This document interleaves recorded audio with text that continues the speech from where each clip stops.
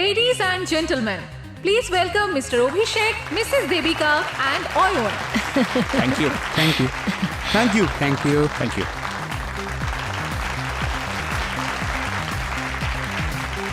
Thank you so much. এই গাড়িটা তৈরি করার স্বপ্ন তো আমাদের কোম্পানির ছিলই, সঙ্গে নিউ জেনারেশনকে আমরা এমন একটা গাড়ি দিতে চেয়েছিলাম যাতে বসে তারা কুল আর ফ্যান্সি ফিল করে, যেমন ফিল আমেরিকান এবং জার্মান গাড়িতে হয়ে থাকে। এবার আপনাদের বেশি সময় নষ্ট না করে let me introduce to you the most valuable gift to our nation. Ayan, please come. Vicky, can I have the remote, please? Sir. Yeah. There you go. Feature is all yours.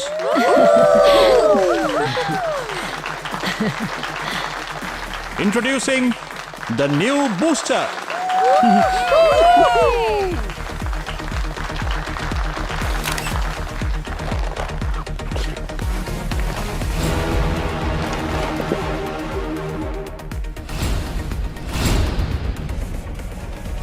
সত্যি দারুণ, খুব সুন্দর।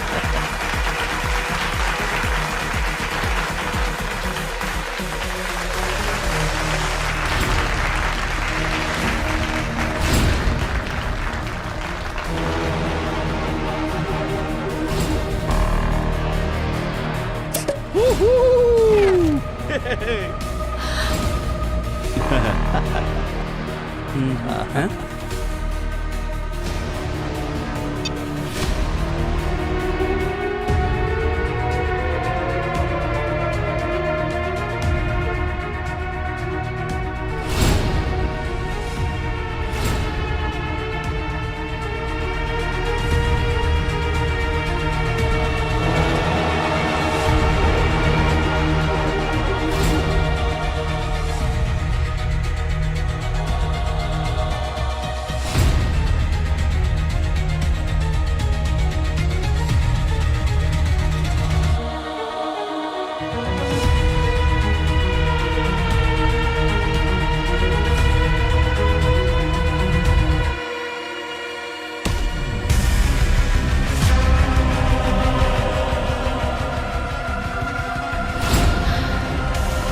বেদ?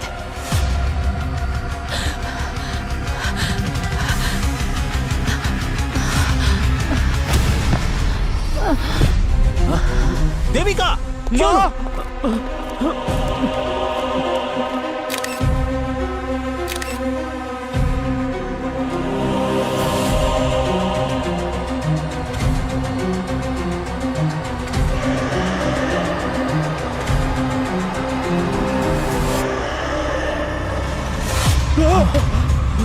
এটা কি কোনো নতুন ধরনের ডার্ক পাবলিসিটি স্টান্ট? যদি তাই হয় তাহলে এরা সাকসেস হয়েছে, কারণ এই ইভেন্টটা সব জায়গায় ভাইরাল হয়ে গেছে। সাধারণত গাড়ির সাথে সাথে তার ফিচার্স লঞ্চ করা হয়, কিন্তু বুস্টারের সঙ্গে লঞ্চ হয়েছে তার ড্রাইভিং সিটে বসে থাকা একটা ডেড বডি। আজ যেখানে বুকিং এর জন্য কাস্টমারদের ভিড় উপচে পড়ার কথা ছিল, সেখানে উপস্থিত হয়েছে সিআইডির টিম। আমরা চেষ্টা করছি সমস্ত খবর আপনাদের সামনে তুলে ধরতে। সম্পূর্ণ ঘটনা জানতে আমাদের নিউজ চ্যানেলে চোখ রাখুন। দেখা যাক এরপর কি হয়। সিআইডি কি আদৌ উদ্ধার করতে পারবে?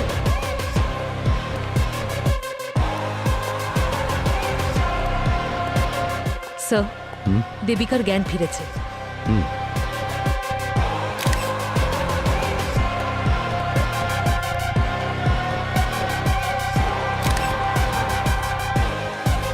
স্যার, আমরা যখন বডিটা আগে দেখেছিলাম কেমন যেন পাথরের মতো শক্ত ছিল, আর এখন দেখুন স্যার, আস্তে আস্তে এর রং রূপ কেমন বদলে যাচ্ছে। মনে হচ্ছে বডিটা ফ্রোজেন করা ছিল, জোর করে গাড়িতে বসানো হয়েছে।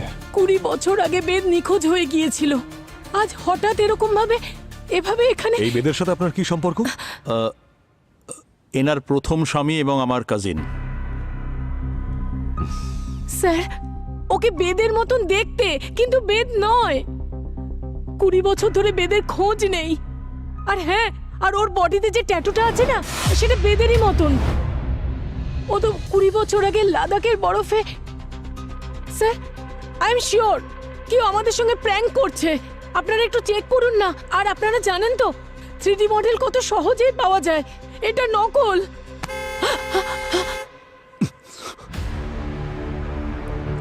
স্যার বডি কিন্তু খুব তাড়াতাড়ি ডিকম্পোজ হচ্ছে। অবনী আমাদের হাতে ওর শুধু হাড়গুলো আসার আগে বডিকে তাড়াতাড়ি ফরেন্সিক ল্যাবে পাঠানোর ব্যবস্থা করো।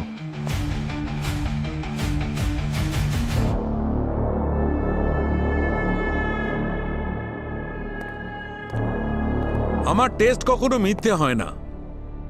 এই লোকটি মারা গেছে প্রায় 20 বছর আগে। আচ্ছা স্যার, এই লোকটা এমন কি ওষুধ খেত যে 20 বছরে ওর বডি ডিকম্পোজ হয়নি? পঙ্কজ, আমি এই লোকটির মাসলস, টিস্যুজ আর ব্লাড সেলস খুব ভালো করে চেক করেছি, আর যে ধরনের মাইক্রো ব্যাকটেরিয়া এর শরীরে পেয়েছি তাতে এটা প্রমাণ করে যে এই লোকটির শরীর এমন জায়গায় রাখা ছিল যার চারিদিকে বরফ আর বরফ, একদম ঠান্ডা। কি? হ্যাঁ, অলমোস্ট -20 ডিগ্রি টেম্পারেচার। আর এত কম টেম্পারেচার শুধুমাত্র হিমালয়ের হাই অল্টিটিউড এলাকাতেই পাওয়া যায়, আর কোথাও নয়। কিন্তু যদি 20 বছর ধরে কোনো মৃত মানুষের বডি পাহাড়ের বরফে চাপা থাকে তাহলে হঠাৎ করে মুম্বাই কি করে চলে আসলো? আরে এটা আবার কেমন স্পিড পোস্ট যে লাশ ওই পাহাড় থেকে এখানে শহরে গাড়ি সিটে চলে এলো? পঙ্কজ, লাস্টটা স্পিড পোস্টে এসেছে না টাইম ট্রাভেল করে এসেছে সেটা জানা তো তোমাদের কাছ, তাই না? হ্যাঁ ঠিক। হ্যাঁ, তোমাকে আমি এটুকু বলতে পারি যে এই লাশটা কবে বাইরে এসেছে। স্যার পুরো কথাটা বলুন না, এভাবে ইনস্টলমেন্টে কেন বলছেন? এই লাশটা 12 থেকে 13 ঘন্টা আগে বাইরে এসেছে। কি? হ্যাঁ, শুধু 12 থেকে 13 ঘন্টা আগে? একদম। যেভাবে ওর মাসলস, টিস্যুস টুকরো টুকরো করে ভাঙছে আর যেভাবে স্কিনের কালার বদলে চলেছে সেটা দেখে এটা পরিষ্কার বোঝা যাচ্ছে যে লো টেম্পারেচার থেকে লাশটা বাইরে এসেছে শুধুমাত্র 12 থেকে 13 ঘন্টা আগে, ব্যাস। স্যার বেদ প্যারাগ্লাইডিং করতে খুব ভালোবাসতো, সেই জন্যই ও লাদাখে যেত। সেখানে একটা কোম্পানি ছিল যারা প্যারাগ্লাইডিং করাতো। ব্যাস ওখানেই প্যারাগ্লাইডিং করার সময় যখন ল্যান্ড করছিল তখন এভার লঞ্চ হয়ে গিয়েছিল আর বেদ বরফে আটকে যায়। তারপর বেদকে আর কখনো খুঁজেই পাইনি। ওই কোন কোম্পানি ছিল যারা এই প্যারাগ্লাইডিং করাচ্ছিল? দেখুন 20 বছর আগের কথা, নাম তো মনে নেই। আর তাছাড়া বেদ সমস্ত নিজের বুকিং নিজেই করত। বুকিং এর ডেটটা নিশ্চয়ই মনে আছে আপনার? হ্যাঁ স্যার, সেটা আমি কি করে ভুলতে পারি। 3 সেপ্টেম্বর 2004। ভূমি, ফাইন্ড ইট। কি 2004-এ? ম্যাডাম, এত পুরনো ঘটনা কে মনে রাখে? কিন্তু হ্যাঁ, মিথ্যে বলবো না, আসলে মাঝে মাঝে বরফের তুষার ঝড়ে এরকম ঘটনা ঘটেই থাকে। আর তাছাড়া প্যারাগ্লাইডিং খুবই রিস্কি হয়। আর সত্যি কথা বলতে কি, এই অ্যাডভেঞ্চারের জন্যই তো এত লোকজন আসে। কিন্তু আমরা নিজেদের সেফটিতে কোনো খামতি রাখি না, সেফটির ব্যাপারে কিন্তু সম্পূর্ণ খেয়াল রাখি। আরে আমি আপনাদের কোম্পানির ব্যাপারে কোথায় কিছু বলছি রবি স্যার। আমি আপনাকে বেদের ডিটেলস পাঠিয়েছি, আপনি শুধু সেটা চেক করে বলুন যে 20 বছর আগে সে ওখানে গিয়েছিল কিনা। রেকর্ডস তো নিশ্চয়ই থাকবে আপনার কাছে। আপনি আমাকে খানিকটা সময় দিন, আমি সবকিছু চেক করে আপনাকে কল ব্যাক করছি। একটু আর্জেন্ট আছে। Okay madam. স্যার এটা গত রাতের ফুটেজ, এখানে শোরুমে গাড়ি রাখা আছে। আর স্যার এই মুহূর্তে গাড়ির মধ্যে কেউ বসে নেই, তারপরে এই গাড়িটাকে কভার করে দেওয়া হয়।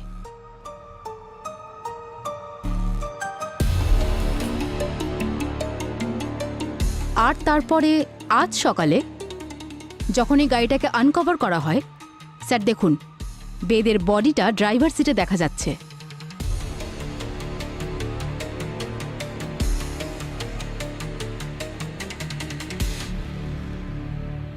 স্যার সবকিছু তো আমাদের চোখের সামনেই চলছে, তাহলে ডেড বডিটা আসলো কি করে? আচ্ছা অবনী, এই সিসিটিভি ফুটেজগুলো কি কেউ এডিট করেনি তো? সেরকমটা তো মনে হয় না স্যার। Sir hello. হ্যাঁ ম্যাডাম, ম্যাডাম আমি চেক করেছি, ওই বেদ সেদিন এসেছিল আমাদের ক্যাম্পে। 2004-এর 3রা সেপ্টেম্বর এসেছিল আমাদের ক্যাম্পে। আর সেদিন ওই প্যারাগ্লাইডিং করার সময় ঝড়ে হারিয়ে গিয়েছিল। আর ওকে খুঁজতে গিয়ে সার্চিং অপারেশন করতে হয়েছিল 2-3 সপ্তাহ ধরে, কিন্তু বেচারাকে কোনোভাবে পাওয়াই যায়নি। জানি না কবে পাওয়া যাবে। বেচারাকে পাওয়া গেছে, সেটা আজই। হ্যাঁ, পাওয়া গেছে? কোথায় পেয়েছেন? মুম্বাইতে। মুম্বাইতে? So for now it's confirm যে বেদ 20 বছর আগে লাদাখের একটা অ্যাভালাঞ্চ অ্যাক্সিডেন্টে হারিয়ে গিয়েছিল। তারপর 20 বছর পরে ও এখানে মুম্বাইয়ের একটা শোরুমে কি করে পৌঁছে গেল, তাও একটা লাশ হয়ে। So for now let's assume যে এই লাশটা আমাদেরকে কিছু বলতে চায়, কারণ এই লাশটা নিজের থেকে তো এখানে নিশ্চয়ই আসেনি, কেউ তো অবশ্যই করেছে। We need to find this answers. Sir, forensic confirm করেছে যে এই বডি এক্সট্রিম কোল্ড টেম্পারেচার থেকে প্রায় 12-13 ঘন্টা আগে বার করা হয়েছে। 12-13 ঘন্টায় dead body by road Ladakh থেকে মুম্বাইতে চলে এলো? This is impossible. এই গাড়িটাকে ভালো করে চেক করো, প্রত্যেকটা কোণা ভালো করে চেক করো। বডি যখন এই গাড়িতে পাওয়া গেছে তখন এর মৃত্যুর রহস্য এখান থেকেই পাওয়া যাবে। আরে বাবা, এই গাড়ির ভাগ্যটাই তো খারাপ। এর বার্থডেই পালন হলো না, ডেথ সার্টিফিকেট পেরিয়ে গেল। সত্যি স্যার, এই গাড়ি তো আর কেউ কিনবে না। অবনী, এটা অনেক ডিসকাউন্টে পাওয়া যাবে। এই কেসটা সলভ হতে দাও, তারপর ম্যানেজারের সঙ্গে কথা বলছি। স্যার,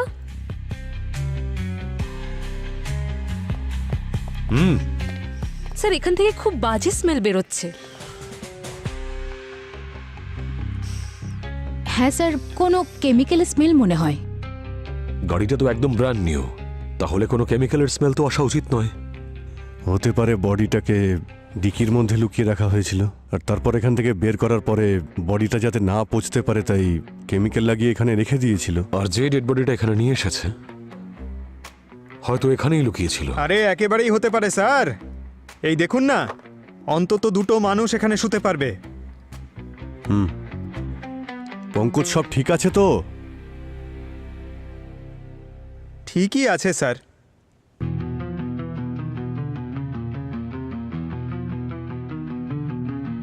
এবার এই ডামিটাকে ওই ড্রাইভিং সিটে নিয়ে বসাও।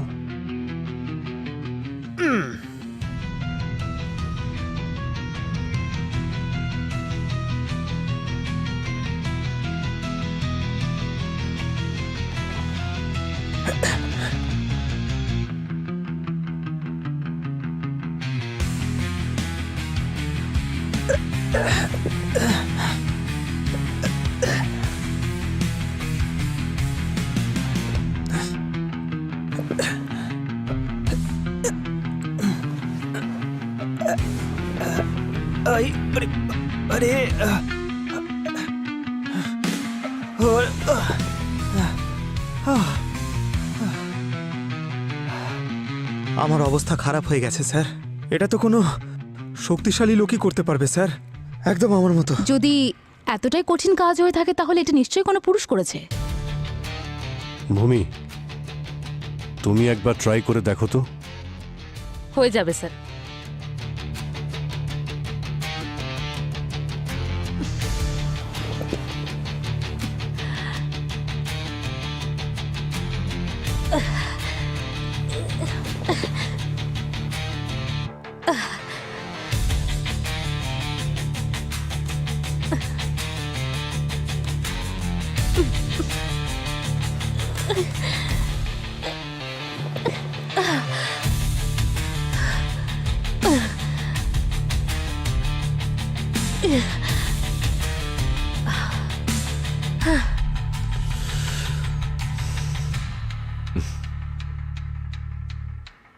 কাজটা কিন্তু এতটাও মুশকিল ছিল না পঙ্কজ।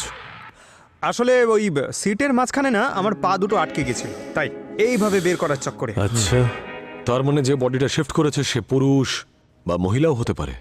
তবে সে যেই হোক না কেন, সে এখানকার সিসিটিভি ক্যামের পজিশনের ব্যাপারে ভালো মতোই জানে। সেই জন্য ক্যামেরায় না এসে এই কাজটা ফুলফিল করেছে। তার মানে বাড়িরই কোনো মেম্বার। ঠিক আছে, তাহলে একবার ওদের শোক সভাতে গিয়েই দেখা যাক। ও বলছে যে বেদের জন্য শোক সভা রাখতে। আরে একজনের মৃত্যুর শোক সভা আমি আর কতবার রাখতে পারি বলুন তো? অনেক কষ্টের ট্রমা কাটিয়ে আমি স্বাভাবিক হয়েছিলাম, আবার আবার সেইগুলোই করব। আর অয়ন, অয়ন সে সময় কোথায় ছিল? যখন বেদ নিখোঁজ হয়েছিল তখন অয়ন আমার গর্ভে। আমি কি করে ওকে জন্ম দিয়েছি কি করে মানুষ করেছি সেটা শুধু আমিই জানি। আর আজকে সেই ছেলে কিনা আমায় নোংরা কথা বলছে। নোংরা কথা কেন বলবো না, কিন্তু হ্যাঁ রাগ করে আছি, অনেক রাগ করে আছি। আর রাগ করবো নাই বা কেন? যাকে আমি ছোটবেলা থেকে বাবা বাবা বলে এসেছি, আজ জানতে পারছি সে আমার নিজের বাবা নয়। আমি তো আর ছোট বাচ্চা নই। আগে আমায় বলা হয়নি কেন যে আমার বাবা অন্য কেউ? কি করে বলতাম ওকে? আজকালকার বাচ্চারা কিছু হলেই তো ডিপ্রেশনে চলে যায়। আর তাছাড়া দেবিকাকেও তো সামলাতে হতো। আর জানেন, সুইসাইড করার কথা বলছিল ও। আর তাছাড়া বেদকে তো আমি অনেক আগেই হারিয়েছি। আর আমি কখনোই চাইতাম না যে ওর ফ্যামিলির কিছু একটা হয়ে যাক। আর সেই জন্যই আমি দেবিকাকে বিয়ে করেছিলাম আর অয়নকে আপন করে নিই। কি দরকার ছিল অভিষেকের এইসব করার? কিন্তু এগুলো করলো না হলে বেদের বোন নয় না আমাদেরকে পথে বসানোর জন্য সব ব্যবস্থা করেছিল। নয়না কি কি করেছিল নয়না? বাবার সমস্ত ব্যবসা আমিই সামলাতাম। বেদ তো ঘোরাঘুরি ছাড়া আর কিছুই করতো না। আর যখন সমস্ত পরিশ্রম আমি করতাম, তাহলে আমি যদি কোম্পানির স্টেক বাড়াতে বলি তাতে ক্ষতি কি? হ্যাঁ, সবাই তো এটাকে লোভ বলে, কিন্তু আমি এটাকে অধিকার বলি। কিন্তু আপনি যেটা অধিকার বলছেন, দেবিকার চোখে তা কেড়ে নেওয়া। এটাও কি করে বলতে পারে? ওর একটু লজ্জা করলো না এটা বলতে? যে শোরুমে দাঁড়িয়ে ও সেদিন গাড়িটাকে লঞ্চ করলো, ওই শোরুমটা আমার টাকায় চলে। ওই অটোমোবাইল কোম্পানিটা আমার। আমি প্রত্যেক মাসে ওদের টাকা পাঠাই ওদের নিজেদের ভরণ পোষণের জন্য। কিন্তু উনি তো বলছেন যে অভিষেক সবকিছু নাকি সামলায়। অভিষেক সামলায়? কি সামলায় শুনিও? ও আমার নিজের কাকার ছেলে। ওদিকে বেদ মিসিং হলো, আর এদিকে ও তার বউয়ের সাথেই বিয়ে করে নিল আমাদের প্রপার্টির টাকা নষ্ট করবে বলে। চাইলে আমি সেদিনই ওর মুখোশটা খুলে দিতে পারতাম। তার মানেটা কি, মুখোশ খুলে দিতে? আচ্ছা, একটু সময় দিন, আমি আপনাদের দেখাচ্ছি।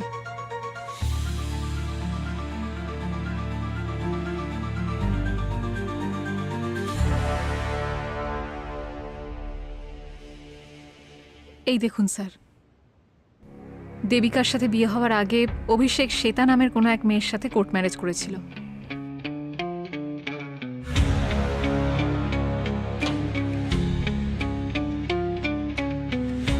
বিয়ের পর আরেকটা বিয়ে। খোঁজ নিয়ে দেখো এই শ্বেতা দেবী কে আর কোথায়।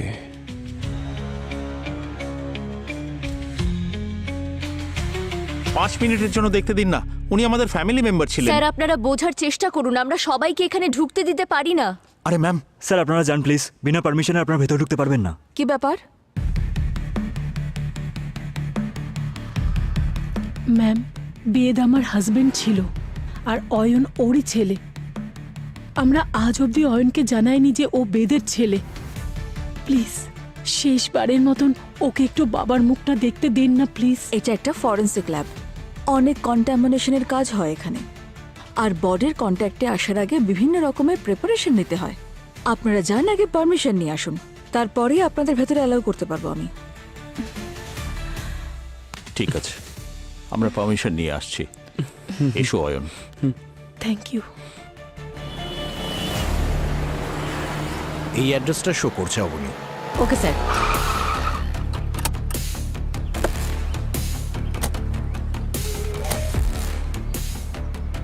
সিকিউরিটি। হ্যাঁ, কি হয়েছে বলুন? এই যে সামনের বিল্ডিংটাকে রেনোভেশন করা হচ্ছে, শুনেছি নাকি অনেক ওনার্স এই বিল্ডিং এ শিফট হয়েছে। হ্যাঁ, ওখান থেকে তো অনেক লোকই এসেছেন এখানে। তাহলে তাদের মধ্যে কেউ শ্বেতা নামের থাকে এখানে? আসলে ম্যাডাম, এত বড় সোসাইটি, এখানে তো হাজার হাজার শ্বেতা থাকতে পারে। সে তো ঠিক আছে, কিন্তু একটু মনে করে বলো তো যে 40 বছরের আশেপাশে কোনো মেয়ে আছে কি? হ্যাঁ, একজন তো থার্ড ফ্লোরেই থাকেন, যিনি শ্বেতা নামের, বছর 40-এর মতনই হবেন।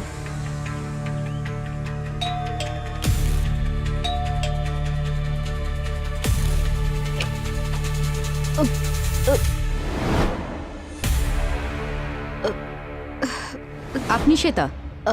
হ্যাঁ বলুন। আমরা সিআইডি অফিসার।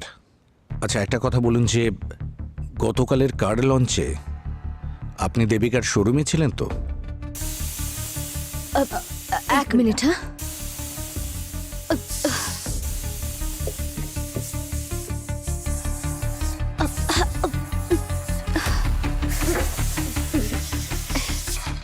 ডালটা পুড়ে গেল। আমাদের প্রশ্নের উত্তর কিন্তু পাইনি। হ্যাঁ, আমি গিয়েছিলাম। আমার ছেলে ওখানকার ফ্লোর ম্যানেজার। আর আপনার হাজবেন্ড কোথায়? এই প্রশ্ন আমায় করছেন কেন? প্রশ্ন তো উঠবেই যখন একই ব্যক্তি দুটো বিয়ে করে। আপনার ম্যারেজ সার্টিফিকেট?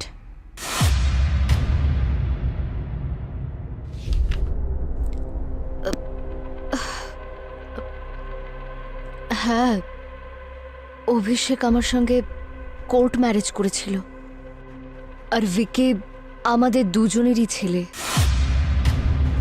আর অভিষেক নিজেরই কোম্পানিতে নিজেরই ছেলেকে একজন ফ্লোর ম্যানেজার হিসেবে অ্যাপয়েন্ট করেছে। হ্যাঁ হ্যাঁ, আমি অভিষেককে অনেকবার বলেছিলাম, কিন্তু ও বলেছিল যে একজন ওনারের সবকিছু জানা উচিত।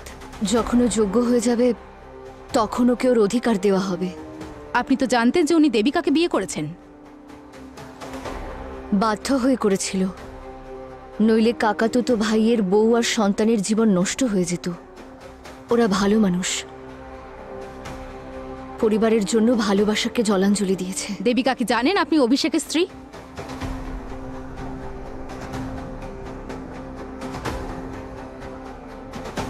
আচ্ছা, ওই ভিকি কোথায়? আমি জানি না, কাল থেকে ও বাড়িতে নেই। কোথাও যাওয়ার আগে আমাকে বলে যায় নাকি? এনিওয়ে, আপাতত আমরা যাচ্ছি।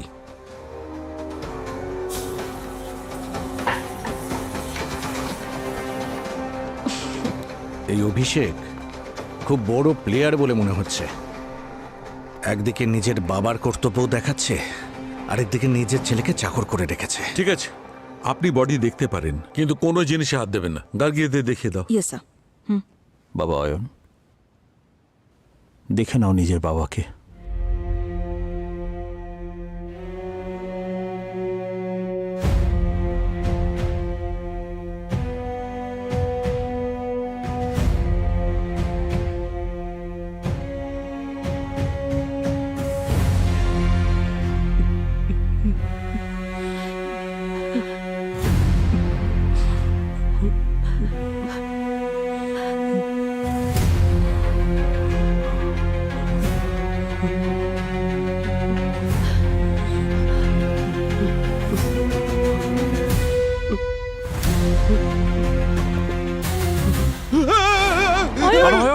নিজেকে সামলাও, সামলাও নিজেকে। হাত?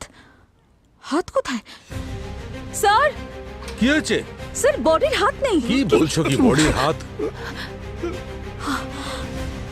মাই god,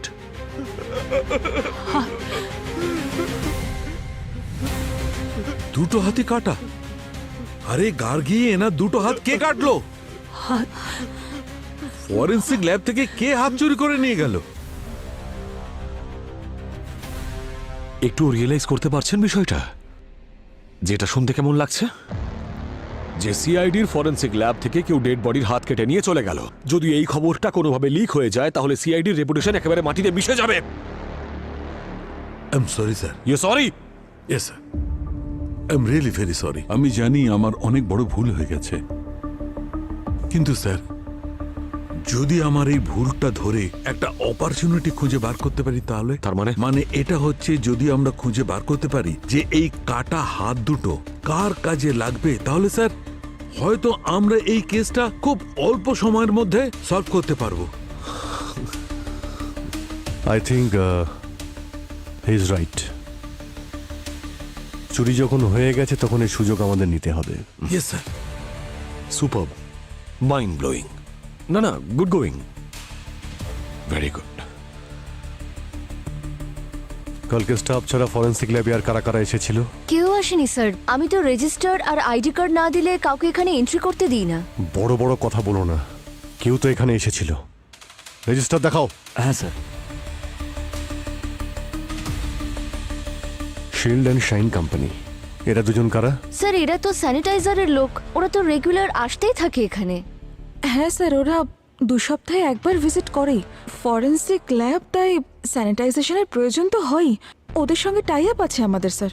shield and shine company, খোঁজ নিয়ে দেখো কোন দুজনকে এখানে পাঠিয়েছিল ওরা।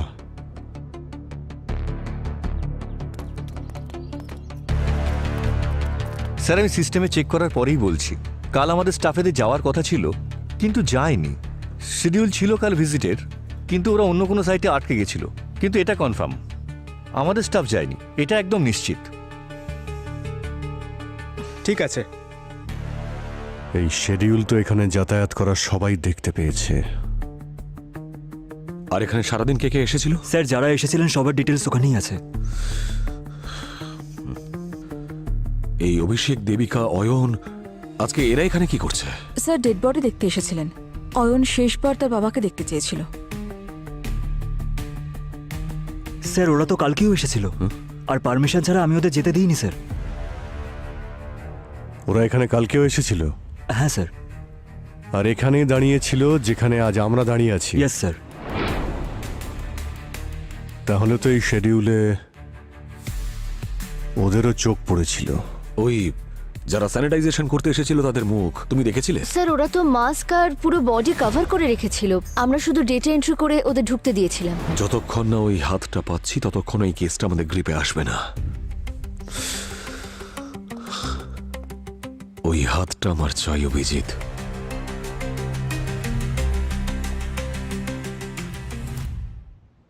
হ্যাঁ স্যার, সেটা তো ঠিকই, কিন্তু রাত 3টে থেকে 5টার মধ্যে অদ্ভুত ব্যাপার হয়। হ্যাঁ, আমরা ঘুমোই আর ক্রিমিনালরা জেগে থাকে।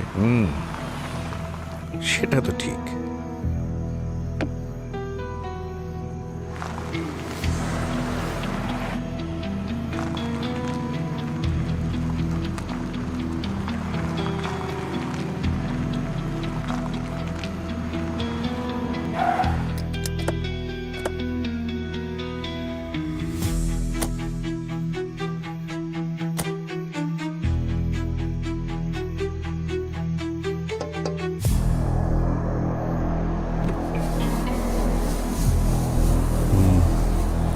Hello, need any help?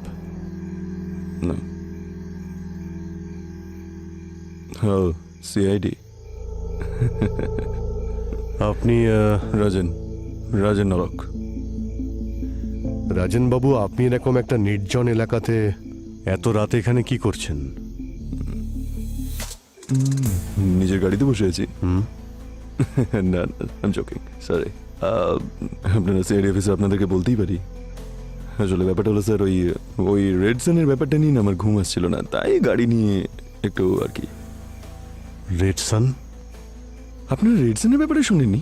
আফ্রিকার সব থেকে দামি হিরে যেটা এখানে আমাদের এই মিউজিয়ামে রয়েছে। আপনাদের যাওয়া উচিত ওখানে, নিজের পরিবারকে নিয়ে একসাথে। দারুণ স্যার। হ্যাঁ, আমরা যাব, সেটা পরে দেখছি।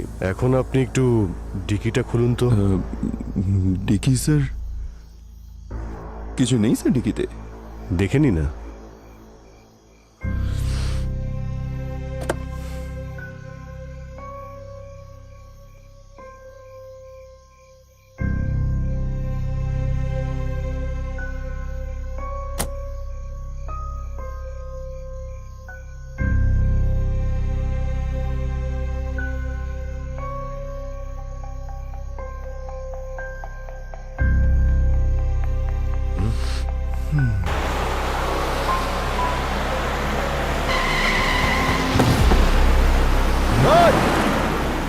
এই দাঁড়া।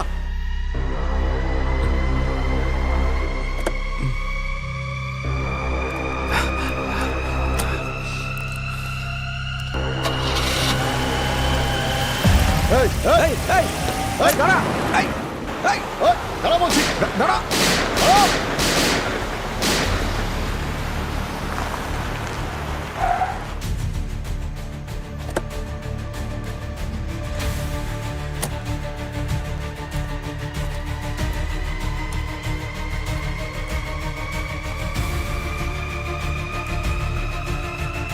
Put your guns down.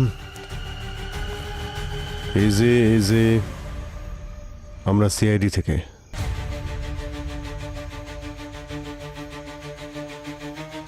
আপনারা এই গুলি চালিয়েছিলেন?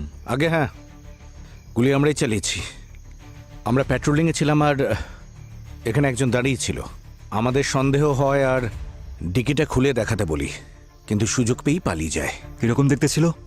ভালো হাইট ছিল, লম্বা চওড়া আর ওয়েল বিল্ড। ওর নাম বলল রাজেন। রাজেন? কবে থেকে ওকে আমি খুঁজছি। He is the most wanted Jewel ছিল। ও আর ওর পার্টনার রেহান রয় রেড সান চুরি করার প্ল্যান করছে। হ্যাঁ, ও আফ্রিকান রেড সানের কথা বলছিল। 25 এপ্রিলও একটা চুরি করেছিল। এবার রেড সান অব্দি পৌঁছানোর আগে ওকে ধরতে হবে। কোন ডিরেকশনে গেছে? ওই যে ওইদিকে গেছে, সোজা গেছে। Okay, thank you officers. All the best.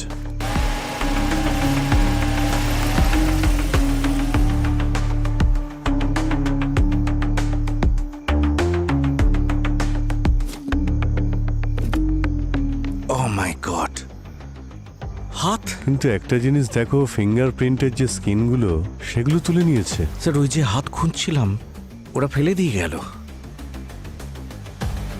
মানে কেউ তো আছে যে আমাদের সাহায্য করছে ক্রিমিনালকে ধরতে। এ দেখো, এই দুটো কাটা হাতের এই 10টা আঙুল দেখো। যেখান যেখান থেকে ফিঙ্গারপ্রিন্ট পাওয়া যেত সেগুলোই নষ্ট করে দিয়েছে। মানে ফিঙ্গারপ্রিন্ট চুরি করার জন্য হাতটা কাটা হয়েছিল। আর এই ফিঙ্গারপ্রিন্ট নিশ্চয়ই কোনো পাসওয়ার্ড প্রোটেক্টেড জায়গাকে খোলার কাজেও লাগতে পারে। কারেক্ট। কোনো দরজা বা সিন্দুক। তার মানে হলো গিয়ে যার বাড়িতে ওই সিন্দুক বা দরজাটা আছে সেই হাতটা কেটে চুরি করেছে। স্যার, আমি দেবিকা আর অভিষেকের রেকর্ডস, যেমন ধরুন ব্যাংক রেকর্ডস আর বিলস চেক করছিলাম। দেখুন তাতে কি পেয়েছি।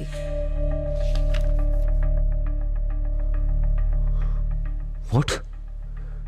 1.5 লাখের ইলেকট্রিসিটি বিল? আমি হিস্ট্রি চেক করেছি। গত কয়েক বছর ধরে এদের ইলেকট্রিসিটি বিলস এই অ্যামাউন্টের কাছাকাছিই থাকতো। কয়েক মাসে লাখের থেকেও বেশি বিল? এই দেবিকা, অভিষেক এরা কি বাড়িতে কোনো ফ্যাক্টরি চালাচ্ছে নাকি? প্রত্যেক মাসে লাখ লাখ টাকার বিল, তো আবার ইলেকট্রিসিটির। ব্যাপারটা কি?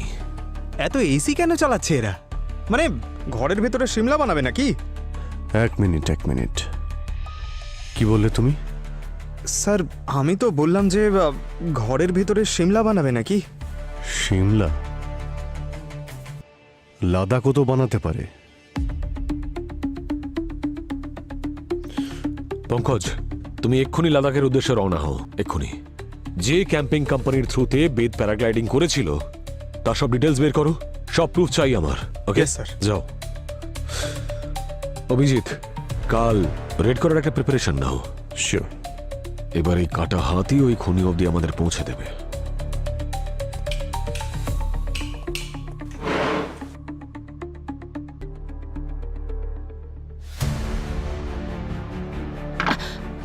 আরে এসব আপনারা কি করছেন? কেন করছেন এগুলো? দেখো না, সবাই মিলে আমাদের ঘরগুলো কেমন তছনছ করছে। কি হচ্ছে এইসব? আপনারা কি করতে চাইছেন এখানে? চোখে দেখতে পাচ্ছেন না আপনারা? দেখছেন না তল্লাশি করা চলছে? তল্লাশি? কিসের জন্য তল্লাশি? মিস্টার অভিষেক, এমন কোন ফ্যাক্টরি করেছেন এই বাড়িতে যার জন্য আপনাদের ইলেকট্রিক বিল আকাশ ছুঁয়ে যাচ্ছে? হ্যাঁ, তাও গত 20 বছর ধরে লাখ লাখ টাকার বিল আসছে আপনার বাড়িতে। কি চলছেটা কি? লাখ টাকার বিল আসছে তো তাতে কি হয়েছে? কি হয়েছে এখনই জানতে পারবেন। ভালো করে তল্লাশি নাও। যদি দেওয়ালও ভাঙতে হয় তাও ভেঙে দাও। কিন্তু আপনারা ওর ঘর কেন ভাঙছেন না যারা আমার ঘর ভেঙেছে? নয়নার ঘরও কোনোভাবে বাঁচবে না সিআইডির হাত থেকে। এখন যান, আপনি যান, সরে যান এখান থেকে। এক কোণে কি দাঁড়াবেন?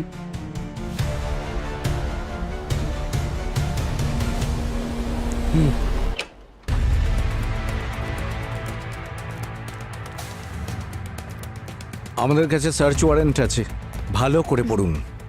পরে আবার বলবেন না যে সিআইডি আমার বাড়ি ওলট পালট করে ছেড়েছে। ঘরের প্রত্যেকটা কোণা দেখো ভালো করে, কোনো জায়গা ছাড়বে না। কিন্তু আপনারা এখানে কি খুঁজতে এসেছেন? সেটাও জেনে যাবেন, ধৈর্য ধরুন।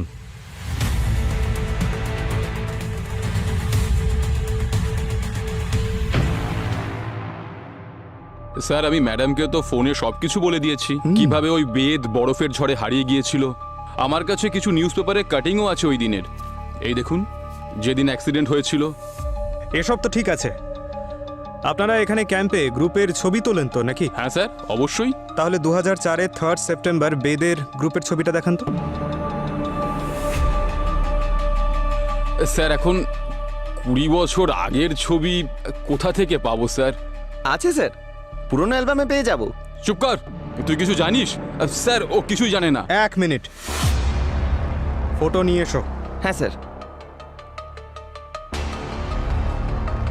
এই নিন স্যার।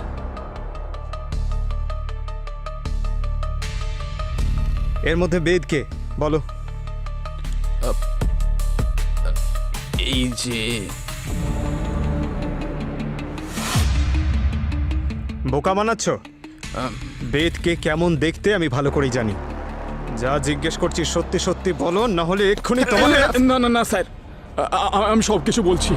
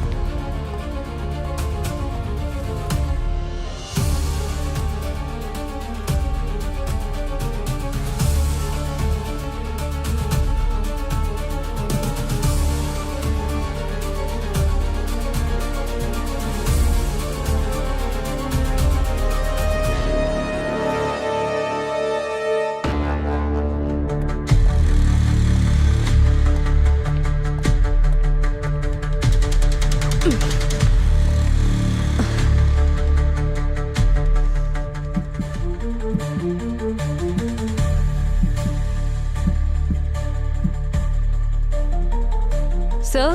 হ্যাঁ ভূমি,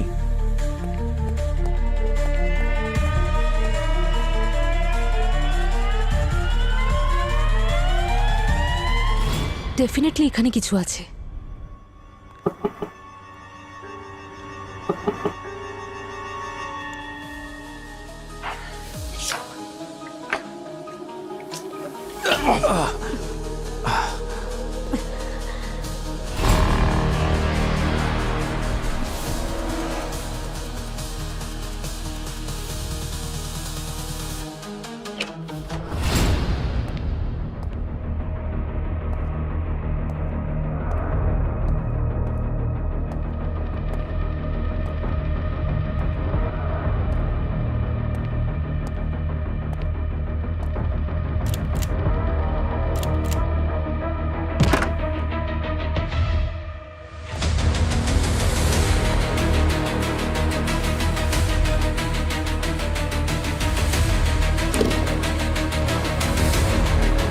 মাই গড,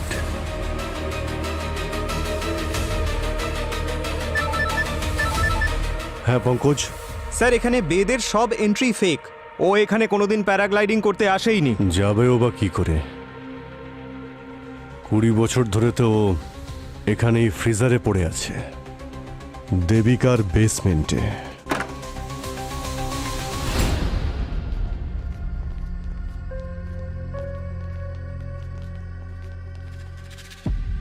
দারুণ ব্যাপার তো।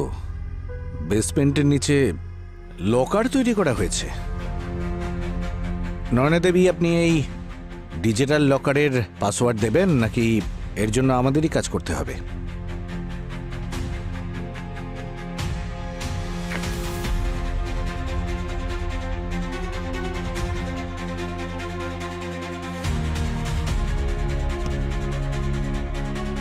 স্যার এটা মনে হয় ওই কাটা হাতেরই হ্যান্ডপ্রিন্ট।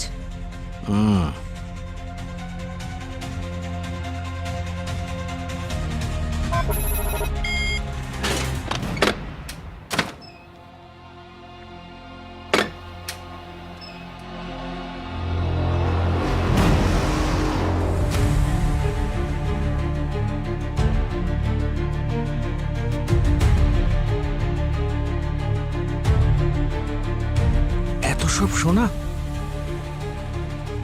এত সোনা এর কাছে কোথা থেকে এলো স্যার?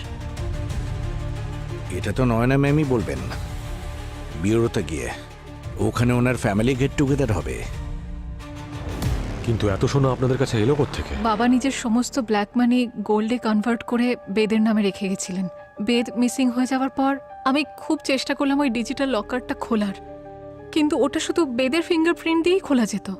আর যখন বেদের লাশ আমি শোরুমে দেখলাম, তখন আমি সুযোগ পেলাম। হাত কাটতে কাদের পাঠিয়েছিলেন? স্যানিটাইজার কোম্পানির ওয়ার্কারদের। কি করে হয়? আমরা তো জিজ্ঞেস করেছিলাম, ওরা তো অস্বীকার করেছে। মিথ্যে বলেছে ওরা। আমি ওই কোম্পানিতে 80% শেয়ার হোল্ডার, বেসিক্যালি ওনার।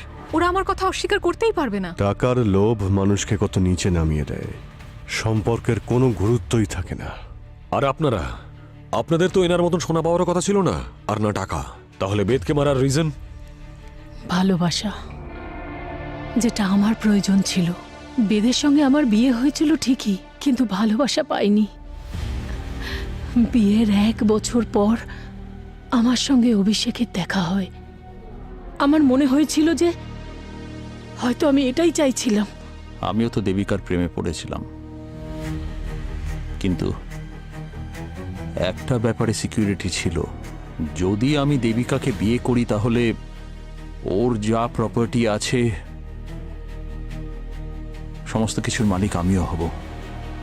কিন্তু তখন বেদ আমাদের সম্পর্কের কথা জেনে যায়, আর সেই জন্য ওকে রাস্তা থেকে সরাতে আমরা বাধ্য হয়েছিলাম।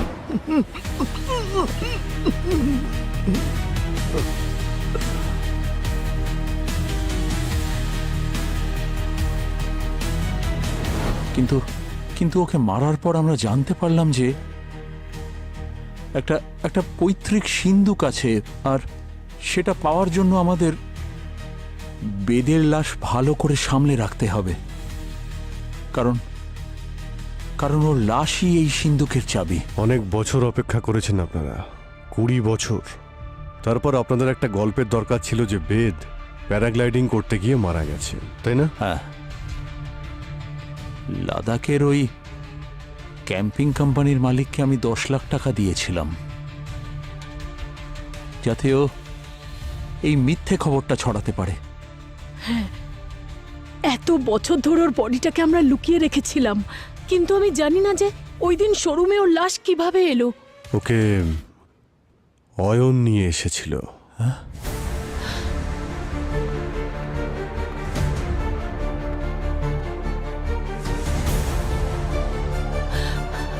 হ্যাঁ, আমি নিয়ে এসেছিলাম বাবার লাশটা ওখান থেকে। একদিন আমার রুমের ভেতরে একটা লুকোনো বেসমেন্ট খুঁজে পাই। যেই নিচে গেলাম, দেখলাম ফ্রিজারে একটা লাশ পড়ে রয়েছে, যাকে ঠিক আমার মতো দেখতে।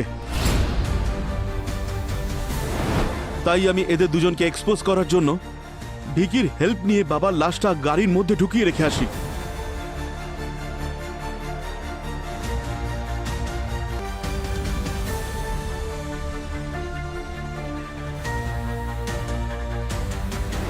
তুমি যা করেছো তা ঠিক করেছো অয়ন, কিন্তু প্রসেসটা ভুল ছিল। তোমার সোজা পুলিশের কাছে যাওয়া উচিত ছিল। যে আমার বাবাকে খুন করেছে সে কি আমাকে ছেড়ে দিত নাকি? তারা তাদের পাওয়ার ব্যবহার করে আমাকেও মেরে ফেলে দিত। আর আমি ভালো করে জানি, যদি সিআইডি এই কেসে ইনভলভ হয়ে যায় একবার, তখন এরা দুজন বেঁচে পালাতে পারবে না।